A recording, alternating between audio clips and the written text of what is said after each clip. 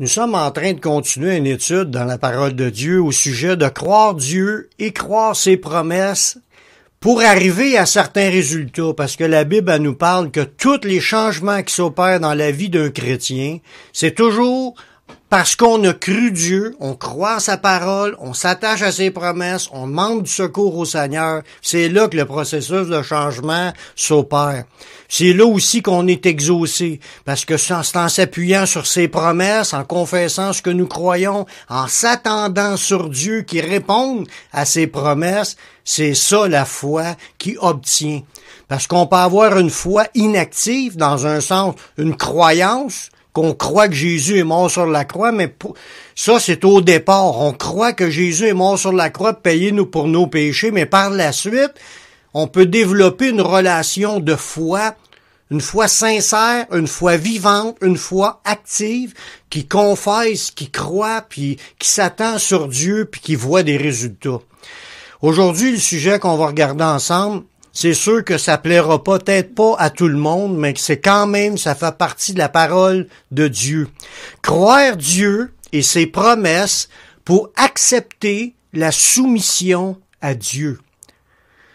C'est sûr que ça, c'est quelque chose qui fait quand même peur quand on dit qu'on fait confiance à Dieu à 100%, puis on accepte de se soumettre à sa volonté. Dieu, il a préparé des œuvres, Dieu a préparé, il voit d'avance notre vie, puis il sait déjà dans ce qu'il veut nous amener. Puis nous, quand on s'engage à suivre le Seigneur, parce que c'est pas juste de voter pour Jésus, on s'engage à devenir son disciple, on veut le suivre, on veut le servir, on veut marcher selon sa parole, mais quand on dit ça, on veut marcher selon sa volonté. Puis là, il faut croire Dieu, puis croire ses promesses pour accepter la soumission à sa volonté. Dieu veut nous conduire, puis je crois qu'on a tout à gagner à s'accrocher à lui. On va avoir un grand défi dans le cheminement du chrétien, parce que c'est le défi du renoncement à soi-même, pour vivre ce que Dieu lui veut pour nous. Puis ça fait toute une différence. C'est d'accepter la soumission à Dieu au milieu des épreuves de la vie. Ça, c'est encore plus dur. Parce que on vit toutes sortes d'épreuves, toutes sortes de difficultés, puis tout le monde le sait présentement, dans le confinement qu'on est en train de vivre. Présentement, ça nous crée des pressions. On a plus de pression à la maison, peut-être des pressions financières, peut-être qu'il y a des pressions qui sont dues à on vit de la mortalité, on a de nos amis qui sont morts, de nos parents qui sont morts. On vit des pressions sur toutes les bords, on a peur d'être nous-mêmes malades. Peut-être on est malade, peut-être que on est en attente de prix d'exaucement de prière pour recevoir la guérison de Dieu. Peu importe ce qu'on est en train de vivre présentement, le Seigneur le sait, le Seigneur le voit, mais il veut quand même que dans l'épreuve, qu'on apprenne à se soumettre à lui, puis à s'engager, à suivre, à faire sa volonté. Dans les Écritures, il y a plein de promesses, puis on en a vu déjà beaucoup, puis on en voit encore quelques-unes aujourd'hui, des promesses sur le secours promis par Dieu dans nos moments difficiles. On en a parlé déjà du psaume 23 dans le verset 4, qui nous parle de David, qui dit « Quand que je marche dans la vallée de l'ombre de la mort, je ne crains aucun mal, car tu es avec moi. Ta houlette et ton bâton me rassurent. » Qu'est-ce qui fait que David savait qu'il avait cette confiance que Dieu était avec lui?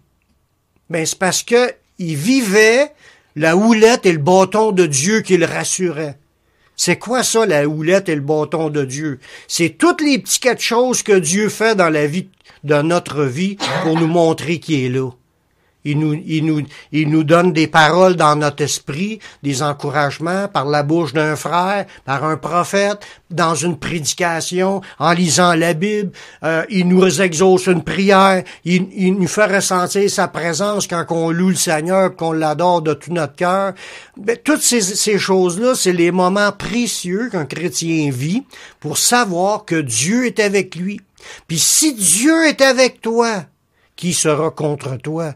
C'est ça qui fait qu'on est rassuré dans les moments difficiles. David, il dit, je ne crains aucun mal, car tu es avec moi. Tu crains pas le mal. Puis qu'est-ce qui peut nous arriver? Jésus dit de pas craindre ceux qui peuvent tuer le corps, puis qu'après ils peuvent rien faire. La crainte, c'est de craindre Dieu. Mais si tu ne crains aucun mal parce que tu sais que Dieu est avec toi, t'as pas à craindre, peu importe ce qui arrive dans ta vie, Dieu t'emmène dans le chemin que lui a préparé. Amen. Le Seigneur veut nous garder sous sa protection, autant spirituellement que physiquement. Il y a des promesses aussi pour ça. Dans le psaume 46, verset 1, Dieu est pour nous un refuge et un appui, un secours qui ne manque jamais dans la détresse. Dieu, c'est le bon endroit pour se réfugier, y faire confiance, y remettre notre vie. Se réfugier en Dieu, c'est dire, Seigneur, prends ma vie. On a vu tantôt dans le début de la réunion que Dieu veut qu'on offre nos corps en sacrifice vivant, lui donner notre vie, lui faire confiance, trouver en lui un refuge. Puis c'est un secours qui ne manque jamais dans la détresse. Le plan de Dieu va parfaitement s'accomplir dans ta vie au moment où tu vas lui donner ta vie. Souvent, on s'appuie sur la promesse, mais dans quelle attitude attendons-nous? C'est ça aussi qui fait une différence. Parce que tu peux savoir que Dieu, c'est le sauveur, Dieu va t'aider, Dieu va te secourir. Tu vas décider de lui remettre puis de prier. Mais quelle est notre attitude en attendant qu'il nous exauce? Ça peut changer le plan de Dieu pour ta vie, puis que Dieu t'accorde ses bénédictions parce que tu as la bonne attitude. Tu as confiance en lui, mais aussi tu réagis de la bonne façon. On va voir des aspects dans notre vie de ce qu'on vit présentement avec ce que la parole de Dieu nous parle pour nous amener à saisir qu'il y a un état d'esprit qu'un chrétien doit être. Un état que quand tu dis que tu fais ta confiance en Dieu, que tu y mets en lui ta vie, mais il y a une manière de vivre que tu vas vivre sur cette terre qui va démontrer à Dieu que vraiment tu y fais confiance. Souvent, on s'appuie sur sa promesse, mais quelle est notre attitude? Mais la parole nous parle-t-elle de certaines attitudes qui doivent accompagner les gens dans leur attente? Oui. Il y a plein de passages, mais il y en a certains qu'on veut regarder aujourd'hui pour comprendre. Ça va nous aider aussi à comprendre ce qu'on va voir les quelques versets, à comprendre qu'est-ce qui se passe aujourd'hui, la pression qu'on vit avec tout ce virus-là qui court des rues puis qu'il peut frapper n'importe qui. Pourquoi que Dieu permet ça? Ça a-tu un but? Oui, ça a un but. Dans la situation d'épreuve qu'on vit présentement, Dieu veut agir sur deux plans. C'est pas pour rien que ça l'arrive. C'est pas quelque chose qui arrive puis que Dieu, il s'en attendait pas puis que là, c'est arrivé puis il est trop tard puis là, il dit arrangez-vous. Non. Dieu, il y a un plan dans tout cela. Il avait annoncé d'avance ce genre de situation-là. Mais il sert de cela aussi pour un but. Dieu permet cela, puis Dieu même, il en envoie de ces situations-là dans le but de faire une pression. On parle de deux domaines dans lesquels Dieu veut travailler. Dieu veut travailler sur l'humanité entière qui ne le connaît pas. Autant que Dieu a donné des moments, des longs moments où ce que les gens étaient libres de faire ce qu'ils voulaient, puis ils étaient libres d'aller à Dieu ou pas, puis que les gens n'y ont pas été, puis que là, Dieu se sert de d'autres moyens pour mettre de la pression, pour que les gens réalisent qu'il est là, puis que les gens se mettent à crier à Dieu pour recevoir le secours. Dieu veut amener les gens au salut. Puis là, le premier point que je vais regarder avec vous dans 2 versets, le premier, c'est que Dieu veut déstabiliser les appuis humains. Les appuis dans lesquels les hommes se confient. Que ce soit dans la science, les appuis dans l'argent, les appuis dans la politique, parce que les gens regardent beaucoup les humains qui dirigent comme étant des dieux, puis qu'ils vont être leur secours dans leur vie.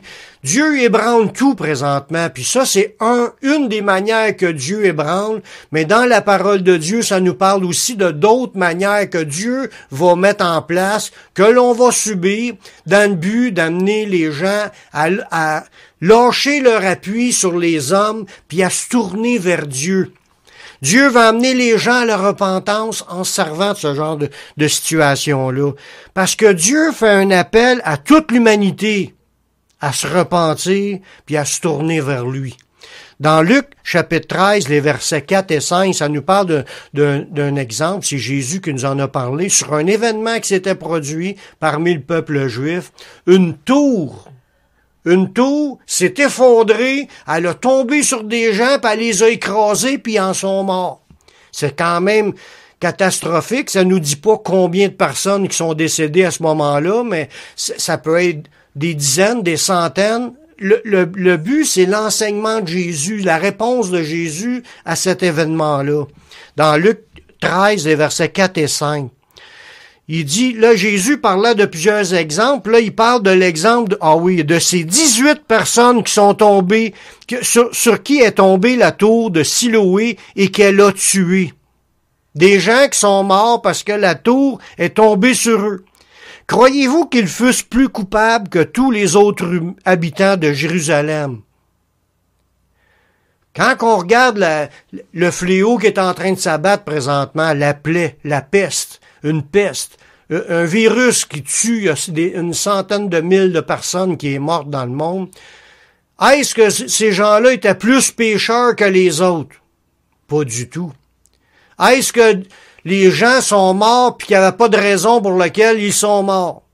Pas du tout. Dieu voit tout ce qui est arrivé, puis il les connaît, ces gens-là qui sont décédés. C'était vu déjà par Dieu, que ce soit des chrétiens ou des non-chrétiens. Les gens sont morts.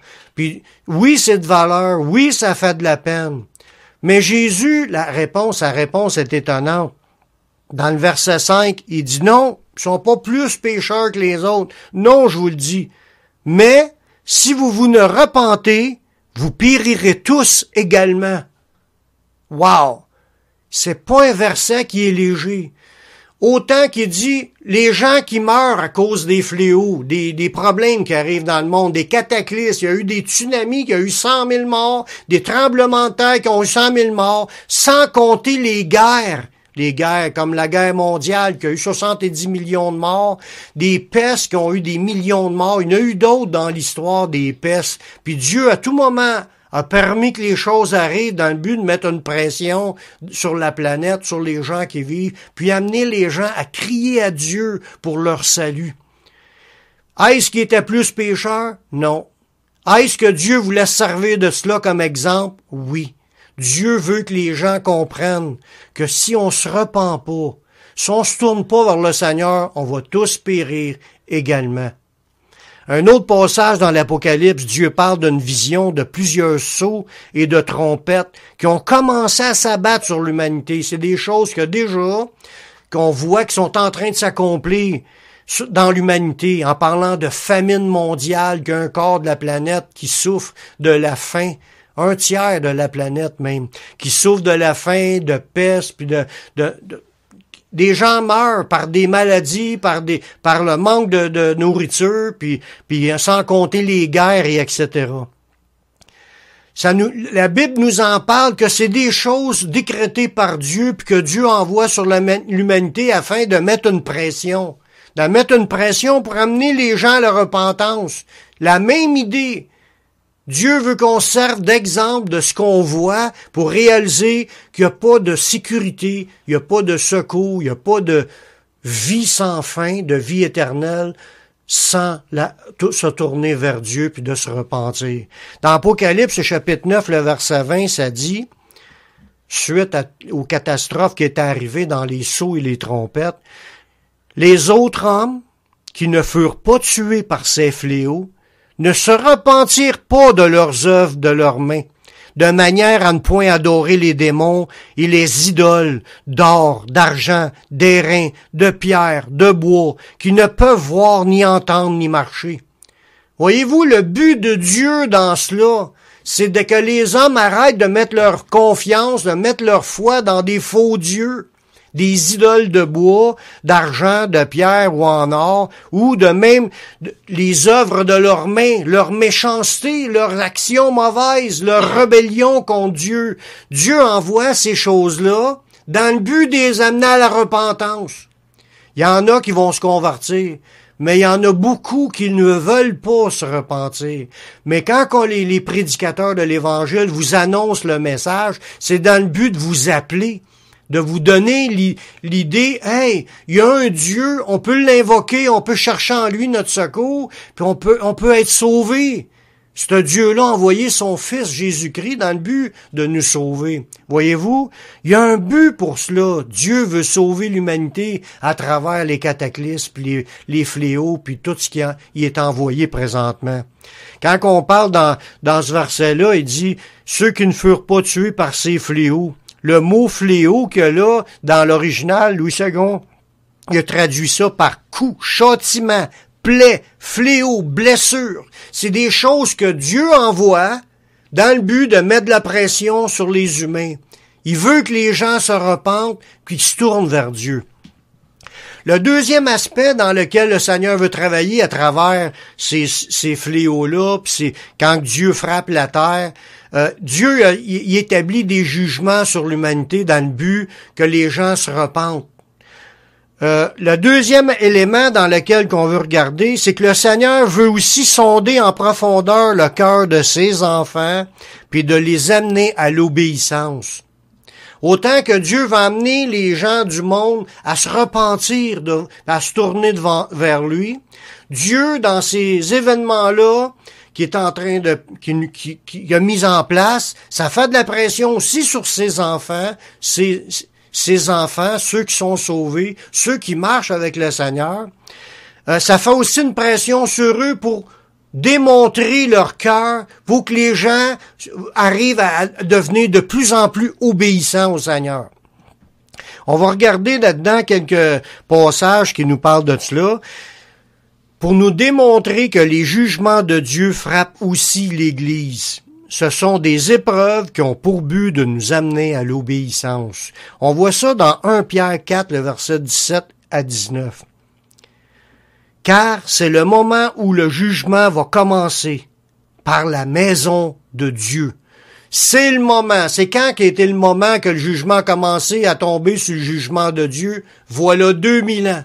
Ça fait 2000 ans que Dieu serre la vis à ses enfants. Il y a des jugements qui sont donnés à l'Église. Puis Dieu sert aussi des épreuves de la vie qui sont pour tout le monde, qui sont aussi pour les chrétiens, dans le but de serrer la vis aux chrétiens, dans le but de mettre de la pression sur les chrétiens, dans le but d'amener les chrétiens à vivre complètement pour le Seigneur. On le voit dans ce passage-là. Ça nous dit, or, si c'est par nous qu'il commence, le jugement, quelle sera la fin de ceux qui n'obéissent pas à l'évangile de Dieu? Si le juste se sauve avec peine, que deviendra l'impie et le pécheur? Voyez-vous, si Dieu n'épargne pas ses enfants, puis il donne des jugements aussi sur son Église, si l'Église se repent, tant mieux, mais ça se repent pas, puis le juste se sauve avec peine, il se fait taper parce que il marche pas droit. Dieu sert des événements pour nous ramener à lui, pour nous garder en lui. Si les chrétiens subissent là, qu'est-ce qui va arriver aux gens du monde qui se repentent pas? Verset 19, ça nous dit, ainsi, ceux qui souffrent selon la volonté de Dieu remettent leurs âmes au fidèle Créateur en faisant ce qui est bien. C'est là que le verset nous parle encore une fois. Il dit, ceux qui souffrent selon la volonté de Dieu, ça veut dire que tu peux être chrétien, avoir donné ta vie au Seigneur, puis être en train de souffrir selon la volonté de Dieu. Ça veut dire Dieu, c'est selon sa volonté que les chrétiens souffrent. Pourquoi? Parce qu'il nous dit que ceux qui souffrent remettent leur âme au fidèle Créateur. Voyez-vous? La souffrance pour un chrétien devrait emmener le chrétien à donner encore plus sa vie au Seigneur, à se donner au Seigneur, vouloir vivre le Seigneur, marcher pour le Seigneur, servir le Seigneur, s'en remettre au Seigneur, à se soumettre à sa volonté. C'est ce que ça dit, remettre leur âme au fidèle Créateur en faisant ce qui est bien. Dans l'épreuve, le chrétien doit réagir en faisant le bien. Souvent, quand ça marche pas comme qu'on veut, on crie, on chiale, on rouspète, on se plaint, on chicane, on cherche des problèmes avec notre prochain, on n'est pas en paix avec personne, on se rebelle contre tout ce qui nous entoure. Quand on souffre, c'est pas juste des chrétiens qui sont comme ça. Tout le monde est comme cela. On se rebelle contre les autorités en place, le gouvernement, on se rebelle contre les lois, on se rebelle contre tout ce qui nous entoure parce qu'on veut pas accepter d'accepter ce qu'on a à subir qui était selon la volonté de Dieu. Dieu permet les choses, puis même il fait les choses dans le but qu'on se donne encore plus à lui en faisant ce qui est bien. Fait qu'il faut apprendre, en tant que chrétien, à s'en remettre à Dieu, puis à vivre en faisant du bien dans la situation qui est difficile. C'est là qu'un chrétien donne l'exemple d'accepter la soumission au Créateur. Amen. C'est dans les épreuves que se définissent les vrais et les faux chrétiens. Quand la parole nous dit que quand tu veux reconnaître un vrai prophète ou un faux prophète, tu dis c'est à ses fruits que tu le reconnais. Quand ça, c'est fruits, c'est pas quand ça va bien. Quand ça va mal, tu vas reconnaître les faux prophètes. Ils sont prêts à tout abandonner, ils sont prêts à se rebeller contre Dieu, ils sont prêts à rouspéter contre tout ce qui se passe, à critiquer, à vouloir changer les affaires en brassant et en faisant du mal. Ils sont pas en train de s'en remettre au Créateur, puis de vouloir accepter sa volonté, puis à agir en bien. C'est que ça réagit tout croche. C'est ça que Dieu veut pas pour les chrétiens. Puis Dieu sert des pressions, des choses du monde, dans le but d'amener les chrétiens à devenir de plus en plus des exemples en parole et en œuvre, des exemples de gens qui ont la foi et qui s'en remettent à Dieu. N'oublions pas que la bénédiction de Dieu appartient à ceux qui recherchent Dieu. Dans 2 Pierre 2,9, ça nous dit « Le Seigneur s'est délivré de l'épreuve les hommes pieux et réservé les injustes pour être punis au jour du jugement. » Voyez-vous? Il y a un classement, là. Il y a les injustes. Les injustes, c'est ceux qui vivent dans l'injustice, dans la méchanceté. Eux autres, c'est le jour du jugement. Mais il s'est délivré de l'épreuve les hommes pieux. C'est une promesse. Ça va mal, Dieu a permis que ça aille mal, mais il sait te délivrer de son épreuve. En autant que tu apprends à avoir la bonne attitude dans l'attente d'être exaucé. Comme je disais tantôt, c'est d'accepter la soumission à Dieu.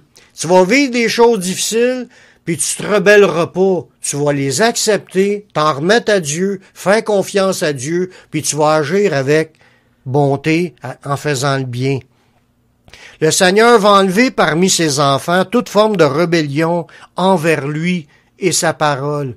Quand il nous dit de bâtir notre vie sur sa parole, ça veut dire de continuer à faire confiance à Dieu, à bâtir notre foi sur qu'est-ce qui est écrit. C'est ça qui est le roc sur lequel qu'on doit bâtir. Ça dit, la pluie puis le vent vont venir, mais la maison va rester debout. Si tu bâtis pas sur la parole de Dieu, ça nous dit que tu vas bâtir ta maison sur le sable, le pluie puis le vent va venir, puis ta maison va s'effondrer. Ta vie va s'effondrer si tu bâtis pas sur la parole de Dieu. Si tu bâtis ta foi, puis tu veux agir comme le Seigneur le demande, tu es en train de bâtir sur le roc. Les épreuves vont venir pareil, le vent va venir, la pluie va venir, mais ta maison, ta vie va rester debout. Amen. Faut apprendre cela, frères et sœurs. C'est dans l'épreuve que nous devons espérer en lui et croire ses promesses. Dans 1 Pierre 5,6, ça nous dit « Humiliez-vous donc sous la puissante main de Dieu, afin qu'il vous élève au temps convenable. » On voit que l'élévation de celui qui vit quelque chose, c'est quand Dieu a décidé que c'est le temps convenable. C'est encore une question de faire la volonté de Dieu. Lorsque Dieu voudra sortir de cette situation, de celle que tu vis présentement, ou de moi, pour que je sois sorti de la situation dans laquelle que je vis, c'est Dieu qui décide du temps convenable. Puis il nous dit dans ce verset-là, « Humiliez-vous donc sous la puissante main de Dieu. » Ça veut dire, cherche pas à te rebeller et à vouloir tout casser autour de toi parce que ça marche pas à ta manière. C'est le contraire. Soumets-toi, humilie-toi sous sa main, accepte les choses que tu peux pas changer, tu t'en remets à Dieu pour faire le bien, puis là, Dieu va t'élever au moment convenable. C'est une promesse, mais il y a des conditions. Voyez-vous, quelle est la manière, nos attitudes qu'on doit avoir en attendant de recevoir l'exaucement? Mais c'est une attitude d'humiliation, d'acceptation, de soumission à la volonté de Dieu. Dans le jardin de Gethsémani, Jésus dut lui-même accepter dans la souffrance à se soumettre à la volonté de son Père. Jésus savait qu'il n'était pas venu pour faire sa volonté. Il dit, il est question dans le livre, il est question de moi, puis il dit qu'il était venu pour faire la volonté de Dieu. Ça nous dit ça dans Hébreu. Jésus savait qu'il était venu pour s'occuper de la volonté de son Père. Puis il a accepté, dans la souffrance, de faire la volonté de son Père. On voit ça dans Luc, le chapitre 22, les versets 40 à 44. Jésus était avec ses disciples, il était à quelques heures avant que les gens viennent le chercher pour le capturer, le prendre, puis l'emmener, puis le crucifier, le juger, le faire souffrir, puis de le ridiculiser, puis de le crucifier. Jésus savait que son heure était arrivée. Ça dit, lorsqu'il fait arriver, dans le lieu, dans le jardin de Gethsémani, il dit, priez afin que vous tombez pas en tentation. Il a demandé à ses disciples de prier aussi pour avoir la force de passer à travers l'épreuve dans laquelle ils étaient en train de vivre. Tout le monde en vit des conséquences. Quand Jésus était pour être mort, Jésus savait que ses disciples trouveraient ça dur, puis que ça serait peut-être même une occasion de chute pour certains. Puis Jésus lui a dit de prier pour pas tomber dans la tentation. Mais il y a eu plusieurs tentations au moment de l'arrestation de Jésus, comme la tentation de se défendre eux-mêmes puis de frapper sur ceux qui venaient chercher Jésus. Puis Jésus lui a dit, serre ton épée. Celui qui prendra l'épée périra par l'épée. Dieu veut pas qu'on prenne des épées pour essayer de changer les affaires, puis de se rebeller à tous les systèmes qui existent, puis à vouloir tout changer par l'épée. C'est pas ça. Dieu veut qu'on apprenne à passer à travers de ce qu'on est destiné en acceptant la soumission à sa volonté. Dans ce passage-là, Jésus dit au verset 41, « Puis s'éloigna d'eux à la distance d'environ un jet de pierre, puis s'étant mis à genoux, il pria, disant, parce que là, il savait que son heure était arrivée, mais Jésus avait commencé à être angoissé. Il commençait déjà à souffrir intérieurement, à être en proie à des pensées là, qui étaient en train de le torturer. Les souffrances s'en venaient, puis il n'y a pas grand monde qui aime ça, savoir qu'ils s'en vont souffrir. Fait qu'il a comme paniqué, humainement parlant. Puis ça dit, il pria à son père, il dit, « Père, si tu voulais éloigner de moi cette coupe, parce qu'il souffrait, puis il savait qu'il y avait de quoi de grave qui s'en venait. Toutefois, que ma volonté ne se fasse pas, mais la tienne. » Voyez-vous, l'acceptation de faire la volonté du Père, de se remettre à Dieu, puis de faire confiance à Dieu, puis si Dieu veut que tu passes par une étape, il faut que tu passes par cette étape-là, puis il faut que tu l'acceptes en te soumettant comme Jésus s'est soumis lors de ses souffrances. Mais il a prié, puis là ça nous dit que Dieu l'a envoyé quand même une consolation. Il a dit, alors un ange lui apparut du ciel pour le fortifier. Merci Seigneur, dans nos moments difficiles, il sait quoi faire pour nous donner du courage, puis nous donner de la force, puis nous donner le goût de continuer à aller de l'avant. C'est pour ça que c'est important de prier lors des tentations. Que lorsque Jésus a dit à ses disciples, veillez et priez afin que vous ne tombez pas en tentation. Il avait dit aussi, l'esprit est bien disposé, mais la chair est faible. Puis il sait comment est-ce qu'est la nature humaine. Puis là, au verset 44, ça dit, étant en agonie, il priait plus instamment, sa sueur devint des grumeaux de sang qui tombaient à terre. Le moment que Jésus a vécu là, c'était horrible. Être tellement angoissé qu'il suait du sang. Moi, ça m'est jamais arrivé, mais Jésus, ça lui est arrivé. Puis c'est pour ça qu'il priait le Père d'enlever cette coupe la coupe de souffrance qu'il est en train de vivre présentement. Mais il s'en remettait à son Père, puis il a dit que ta volonté se fasse et non la mienne. Puis ça nous dit qu'il a prié 3 fois pour cela dans un autre passage. Vous savez, comme il le dit dans Hébreu, que Jésus est exaucé au milieu de ses souffrances parce qu'il cherchait sincèrement le secours de Dieu. Dans Hébreu 5, 7 à 8, ça nous dit: c'est lui, en parlant de Jésus dans les jours de sa chair, ayant présenté avec de grands cris et avec larmes des prières, des supplications à celui qui pouvait le sauver de la mort, et ayant été exaucé à cause de sa piété, il a appris, bien qu'il fût fils, l'obéissance par les choses qu'il a souffertes. Voyez-vous, dans ce passage-là, ça nous démontre comment est-ce que Jésus nous a montré l'exemple. Il a crié à Dieu, il a cherché la face de Dieu, il a demandé du secours à son Dieu, qui est notre Dieu. Il a privé, il a dit, il a présenté avec de grands cris et avec larmes des prières en criant des supplications à celui qui pouvait le sauver de la mort, puis ça dit qu'il est exaucé à cause de sa piété. Il s'est pas rebellé, il s'est pas révolté, il a pas frappé sur personne. Il a accepté, en se soumettant à la volonté de Dieu, il a été mourir à la croix, il a eu la force de se rendre, il a accompli ce qui était à accomplir. Il a même dit à un de ses disciples, il a dit, ne crois-tu pas que je pourrais à l'instant invoquer 12 légions d'anges qui viendraient le délivrer? Il avait accès à faire ça de même. Seigneur, tue-les toutes. Il a tout massacré tout le monde qui essayait de faire du mal. Mais jamais qu'il s'est servi des anges pour frapper les autres. Jamais il a maudit les autres. Jamais il a cherché à faire du mal aux gens. Plutôt, il a donné l'exemple d'accepter la souffrance par la foi. Il croyait à son Père, puis il croyait en Dieu, puis il croyait en ses promesses, puis il savait que Dieu était pour le ressusciter. Il a demandé à son Père, puis ça dit qu'il était exaucé à cause de sa piété. Voyez-vous, une autre chose qui doit être dans la vie d'un chrétien, c'est être une personne pieuse, une personne qui cherche la face de Dieu, qui prie Dieu, qui demande de l'aide à Dieu. C'est ça la piété.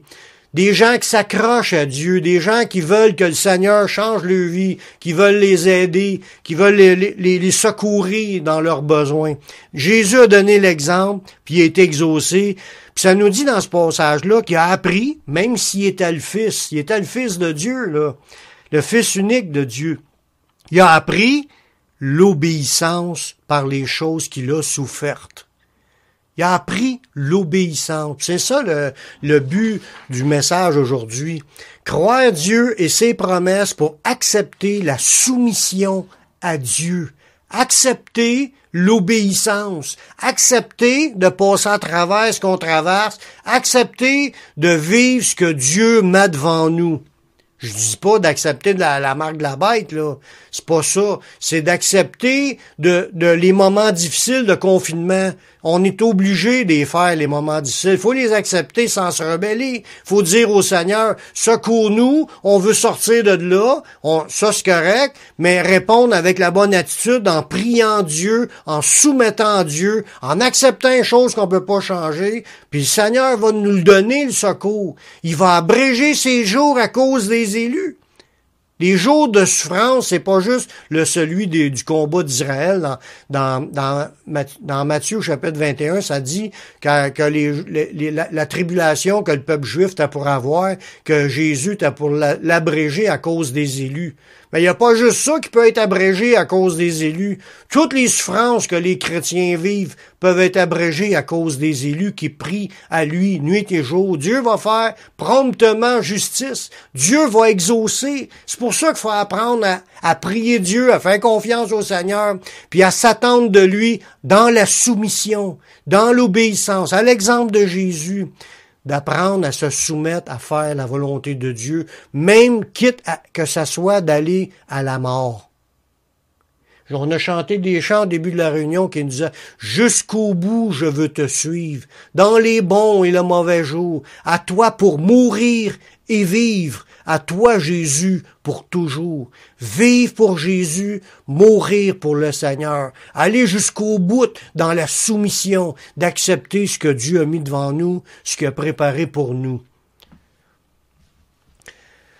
La puissance d'égarement qui doit agir sur l'humanité, parce que la Bible en parle dans la parole de Dieu, une puissance d'égarement qui va être envoyée par Dieu, pas juste permis, que c'est Dieu permet, mais c'est Dieu qui envoie une puissance d'égarement pour que tous ceux qui n'ont pas l'amour de la vérité en eux, mais prennent plaisir à l'injustice puis soient condamnés.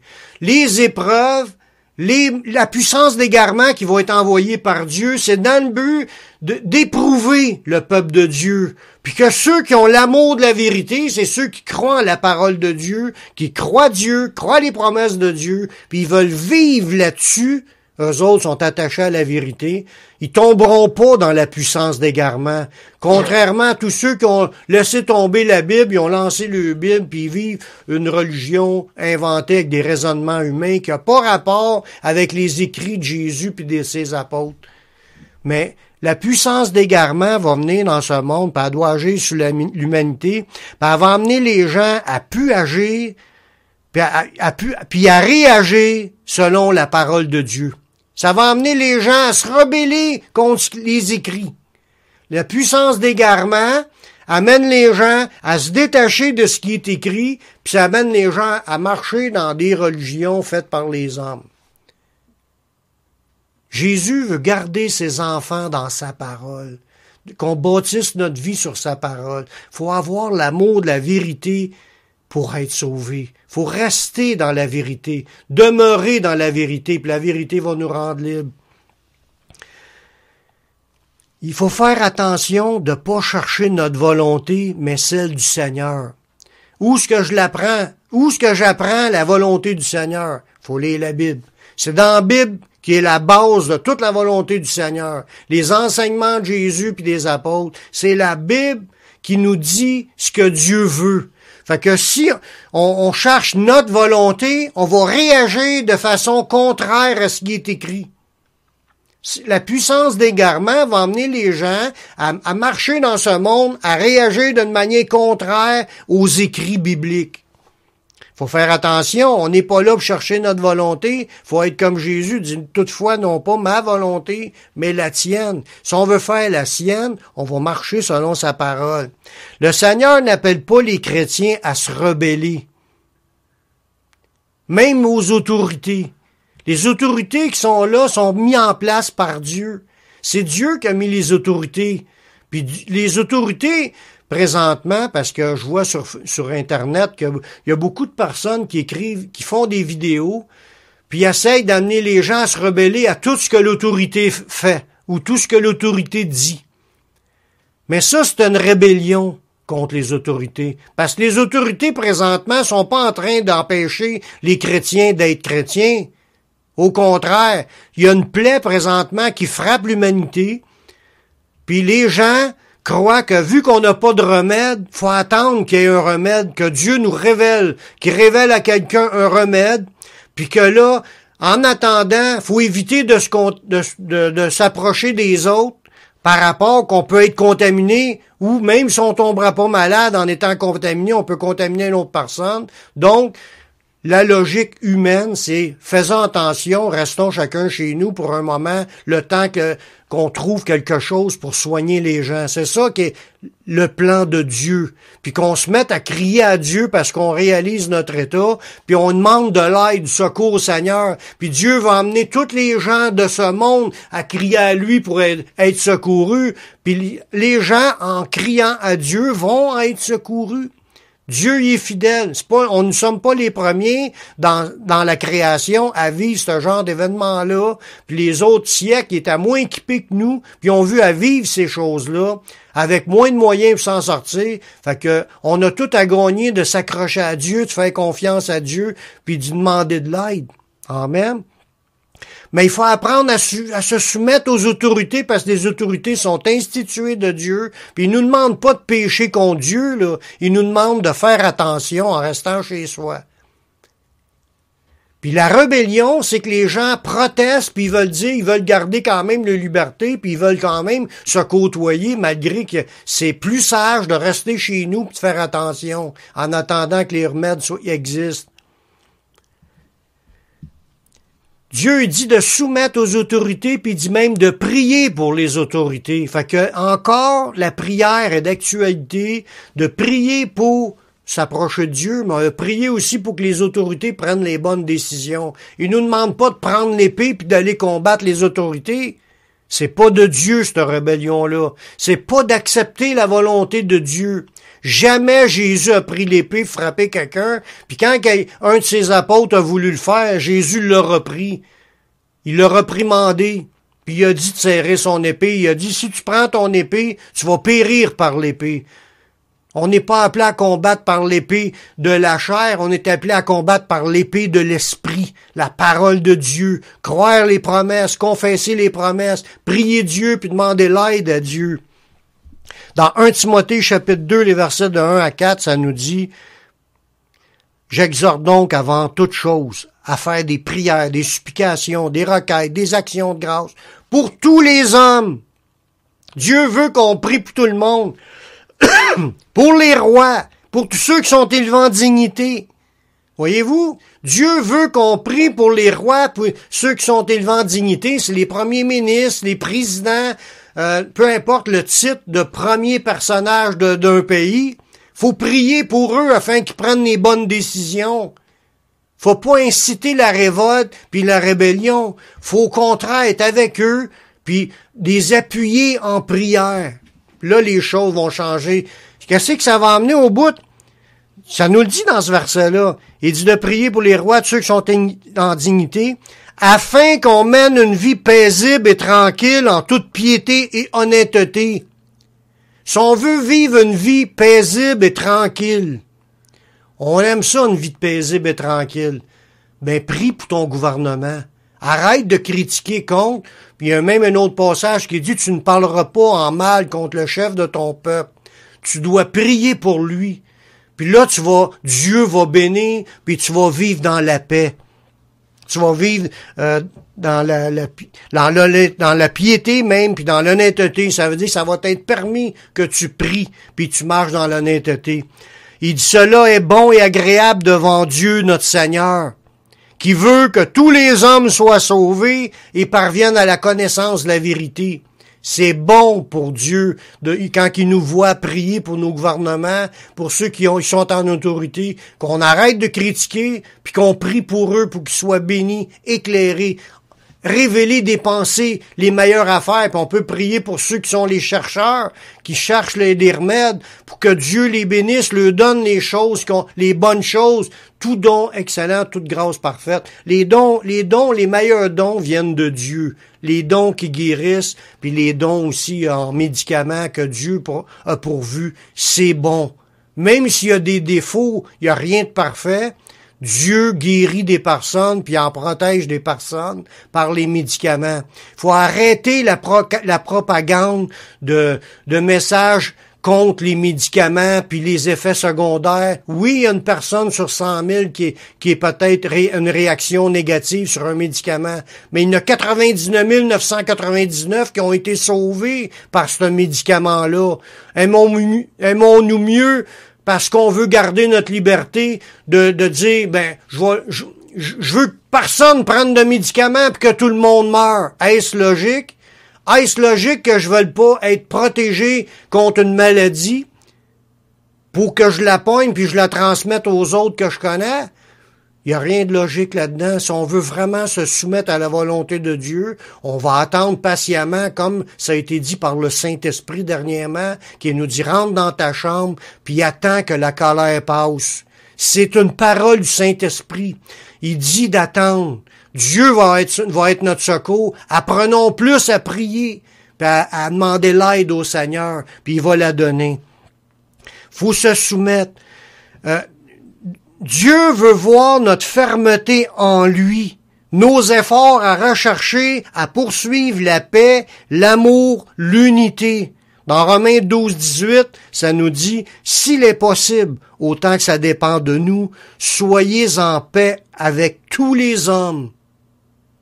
Il n'y a pas de place pour qu'un chrétien se querelle contre les autres, cherche à renverser les choses, à faire le mal. Soyons en paix avec tous les hommes. Nous sommes les artisans de paix. Heureux ceux qui procurent la paix, car ils seront appelés enfants de Dieu. N'oubliez pas ça, c'est une parole de Jésus. La bénédiction de Dieu sera sur ceux qui vivent dans le bien. Puis même, ils seront exaucés. Dans 1 Pierre 3, les versets 10 à 12. Si quelqu'un veut en effet aimer la vie et voir des jours heureux, qu'il préserve sa langue du mal, ses lèvres des paroles trompeuses, qu'il s'éloigne du mal, qu'il fasse le bien, qu'il recherche la paix et la poursuive, car les yeux du Seigneur sont sur les justes et ses oreilles sont attentives à leurs prières. Mais la face du Seigneur est contre ceux qui font le mal. Ce passage-là est clair. Tous les chrétiens doivent apprendre à vivre dans le bien. Tu veux aimer la vie puis voir des jours heureux? Arrête de parler en mal puis de dire des paroles trompeuses. Éloigne-toi du mal, fais le bien. Recherche la paix, poursuis-la. Les yeux du Seigneur sont sur les justes, parce que Dieu considère juste ceux qui poursuivent la paix. Dieu aime voir les gens, heureux ceux qui procurent la paix. Dieu cherche les gens qui procurent la paix. Puis regarde, ses yeux sont sur les justes, puis ses oreilles sont attentives à leurs prières. On veut être exaucé, on veut vivre une vie de piété bénie, dans le sens où on prie Dieu puis que Dieu nous exauce. Faut marcher de la bonne façon, parler de la bonne façon, agir de la bonne façon, se soumettre à la volonté de Dieu. Il dit, la face du Seigneur est contre ceux qui font le mal. On s'endurcit, on se rebelle, on marche tout croche, mais Dieu, il aime pas ça, puis on sera pas exaucé. Dieu, il a une belle promesse pour ceux qui espèrent en lui lors des épreuves. Dans Apocalypse 3.10, il dit, parce que tu as gardé la parole de la persévérance en moi, je te garderai aussi à l'heure de la tentation qui va venir sur le monde entier pour éprouver les habitants de la terre. Parce que tu as la parole de la persévérance en Jésus. Parce que tu veux suivre le Seigneur, tu persévères dans sa parole, tu veux marcher en lui, tu veux t'accrocher à lui, tu veux pas le lâcher, tu veux être un exemple dans ce monde. Mais Dieu, Jésus, il dit lui-même qu'il va nous garder à l'heure de la tentation qui va venir sur le monde entier. La tentation, le mot que là, c'est le mot épreuve, mise à l'épreuve, être éprouvé. Ça nous dit que le monde en entier va être éprouvé. C'est ce qu'on est présentement, c'est une des épreuves. Il va y en avoir d'autres épreuves. Chaque saut, chaque trompette, pas des sauts, les sauts et les trompettes qui sont annoncés dans l'Apocalypse, c'est des choses qui sont déversées sur l'humanité, puis que c'est des épreuves pour tout le monde dans le monde. Ceux qui connaissent Jésus comme ceux qui ne connaissent pas Jésus. C'est des épreuves qui viennent sur le monde entier pour éprouver les habitants de la terre. Dieu met à l'épreuve, mais il dit que si tu gardes la persévérance en lui, il va te garder, il va te protéger, il va être avec toi dans cette épreuve-là, puis il va t'aider à passer à travers avec sa force, comme Jésus a eu la force du Seigneur, fortifié par un ange, pour avoir la force d'aller en avant, puis passer à travers ses souffrances, malgré ses angoisses, puis accepter les jugements des hommes, puis de se faire mettre à mort. J'ai un dernier verset qui nous exprime vraiment la pensée du chemin du Seigneur. C'est par le prophète Osée, dans Osée 14, verset 9. Que celui qui est sage prenne garde à ces choses. Que celui qui est intelligent les comprenne. Car les voies de l'Éternel sont droites. Les justes y marcheront. mais les rebelles, ils tomberont. Voyez-vous, quand je disais que c'est dans le chemin de notre vie qu'on démontre, au milieu des épreuves, qu'on démontre quel genre de personne que nous sommes. On est-tu un vrai chrétien ou on est un chrétien qui dit chrétien mais vit pas en chrétien? Les voies du Seigneur sont droites, les justes y marcheront. Fait que si t'es une vraie brebis du Seigneur, tu vas marcher selon ses paroles, parce que tu vas marcher d'une manière droite. Mais les rebelles, ils tomberont. Nous n'avons rien à gagner d'être rebelles face à ce que Dieu permet devant nous, aussi devant Dieu, quand on croit sa parole ou on y croit pas, on veut le suivre ou on veut pas le suivre. Si on se rebelle, on va tomber. Si on marche avec le Seigneur, on va garder ses voies justes. Comprenons-nous le message du Saint-Esprit aujourd'hui? Dieu veut amener son Église dans une acceptation de sa volonté. C'est pas un hasard, c'est pas arrivé sans que Dieu le sache. Dieu sait très bien ce qui arrive présentement, puis il veut que tout le monde apprenne à se tourner vers lui, à le supplier, à s'attendre de lui son exaucement, puis à se soumettre à ce qui est mis en place comme règlement. Je te parle à toi qui m'écoutes. As-tu fait la paix avec Dieu? As-tu reçu le Seigneur Jésus comme ton sauveur personnel? Je vais faire une prière pour donner l'occasion à tout le monde de se tourner vers le Seigneur, pour s'engager à le suivre, puis à le servir. Faites cette prière avec moi. Père, je reconnais que je suis un pécheur. Je reconnais que je suis perdu. Mais je sais que Jésus-Christ, il est mort sur la croix. Il a versé son sang pour que je puisse être pardonné. J'accepte Jésus comme mon sauveur, comme mon Seigneur. Prends ma vie, je te la donne. Je veux te suivre, je veux te servir tous les jours de ma vie. Et donne-moi ton Saint-Esprit pour qu'il me conduise dans la voie de la vie éternelle. Amen. Si tu as fait cette prière, sache que Dieu t'a pardonné. Même si tu es un chrétien de longue date, puis tu as fait cette prière, Dieu t'a pardonné.